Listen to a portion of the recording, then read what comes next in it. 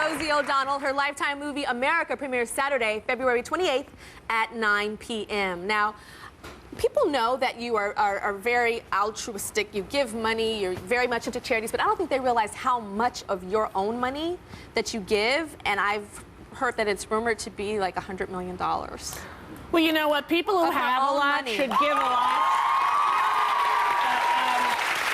I was really lucky, you know, I have to say. Like I always tell my kids, you have to realize, Mommy had a lucky talk show and kind of hit the lottery. But you're anonymous. Like, yeah, because you know, I don't think you should try to take credit for it. I think it kind of ruins the... But, you know, there's another side of it. You know, my publicist always says to me, you know, why don't you do... I'm like, I can't. It's not in my nature. I can't, like... But people need to know so they can donate. People need to... I'm like, ugh. So it's hard for me to talk about. Yeah, I don't know. It is hard. Tell me about the Super Kids program that you started, because I remember this from your talk show. Yeah, that was probably my favorite thing we ever did on the show. And it was right after Columbine, which was a very difficult time for me. I think it was I had like a breakdown after that. And I don't know why, but I think in my own fantasy, I thought that when I got to a position of power or of fame, that I would be able to affect change in the world. And when I saw children being pulled out of a school, and then the gun situation, and it just, I don't know, it was way too much for me. And I wanted to show children and teens who were successful on the news, not just the ones who did horrible things. And Kellogg's was unbelievable. They said they would pay for these kids that we chose. We had wonderful producers who found needing, deserving, intelligent, great kids. They would pay for their 4 years of college wherever they got in. Wherever they got in. And so at the break, at the commercial break, I would say to the kid, now listen to me. You have a free ride. You go to Ivy League. Ivy League.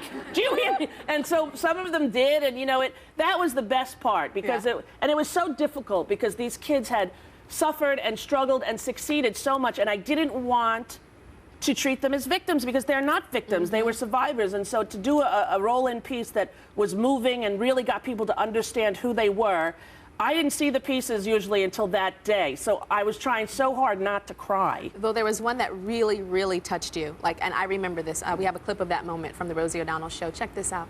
It was 2001. Angie was born into poverty to alcoholic parents. I remember crying every day. I was incredibly hungry. I remember going over to a neighbor's house and asking them for a piece of bread. Her hardships included wearing the same pair of holy shoes for 4 years in a row. It's like walking with pebbles. You know, you step on them, and you have to go through this for a very long time. Through it all, Angie prevailed and went to UCLA. And when she appeared on Rosie's show, her kindness was overwhelming.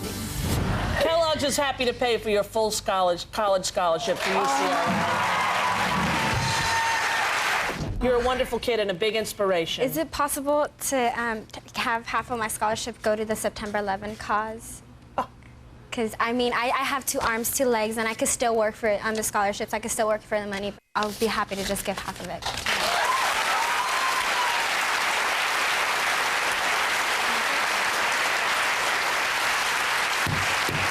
We'll be right back. That's me trying not to cry. Yes, I saw that. I saw you trying not to cry. You know, now that I'm older and in menopause, I don't control it as well. But I was trying. It shocked me. And that girl moved me so much. It was after 9/11 when I was also a wreck. And I didn't expect that. It was the only time on my show I've been truly surprised. And I couldn't hold it together, you know. Well, I have another surprise for you. Oh, no. What are you doing? Angie is here. No kidding. Yes. Oh, my God. She is in law school. Come on out here, Angie!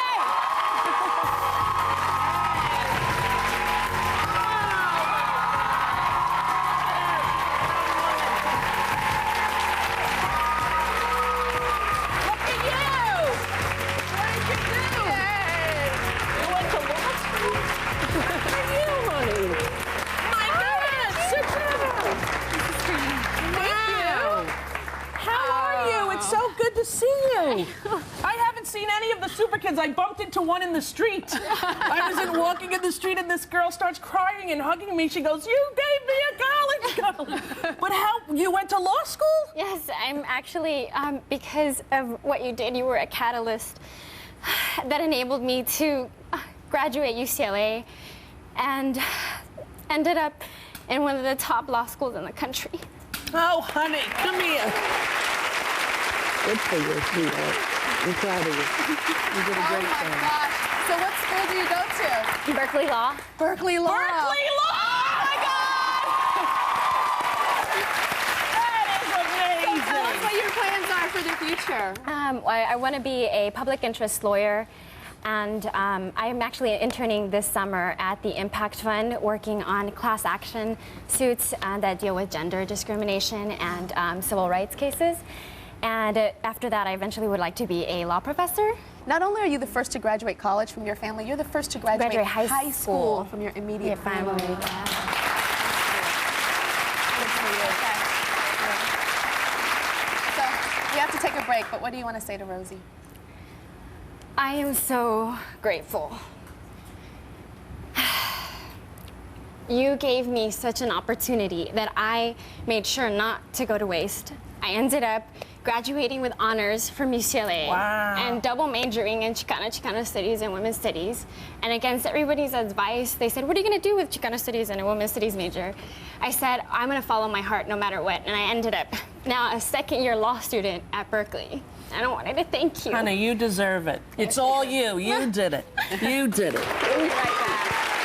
That's the great Rosie O'Donnell, whose new movie America premieres Saturday night, February 28th at 9 p.m. on Lifetime. Now, throughout her career, Rosie has never been afraid to speak her mind on a variety of subjects. And that's why I'd like to do a little something to get her Rosie opinion. Oh, my goodness. Yes. Here we go. What's Here it we going go. to be? I can't believe I'm actually being able to do this right now. I can't either. I have no idea what you're going to ask, but I'll do my best. The bloggers are getting ready right now. Exactly. Okay, so I have to ask you about the octuplet mama, the one that's looking like, yeah. Yeah, that seems to be a very, very sad case to me. You know, it seems as though she maybe has some mental health issues, and, you know, I don't know what the doctor was thinking, really, truthfully.